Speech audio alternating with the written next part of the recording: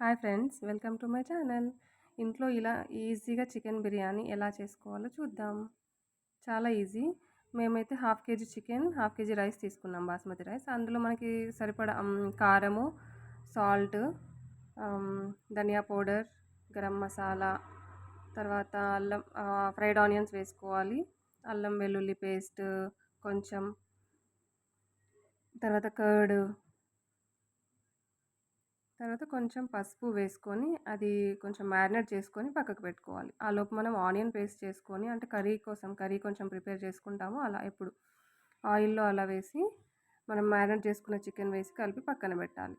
తర్వాత ఇంకొక సైడ్ మనం తీసుకున్న రైస్ చాలాసేపు నానబెట్టుకున్నాం కదా, ఆ రైస్ని 70% బాయిల్ అయ్యే వరకు చూసి అందులో మసాలాస్ వేసి, ఆయిల్ కొంచెం వేసి, సాల్ట్ కూడా వేసి కలుపుతూ ఉండాలి.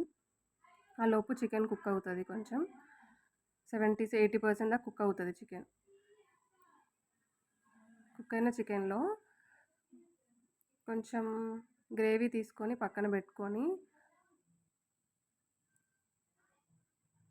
ఆ 70% కుక్ అయిన రైస్ని మనం అందులో ఒక లేయర్ లాగా వేయాలి. కర్రీ పైన 2 లేయర్స్ కూడా వేసుకోవచ్చు, మన ఇష్టం.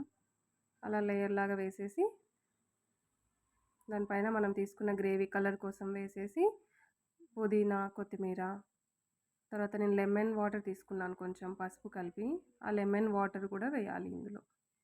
ఇప్పుడు లెమన్ వాటర్ వేసేసి ఫ్రైడ్ ఆనియన్స్ లాస్ట్లో చివరిలో ఫ్రైడ్ ఆనియన్స్ వేసేసి మూత పెట్టేసేయాలి.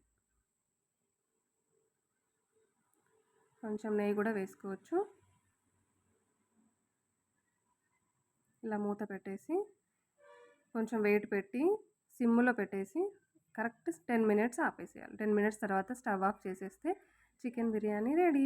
చాలా సింపుల్గా. Thank you.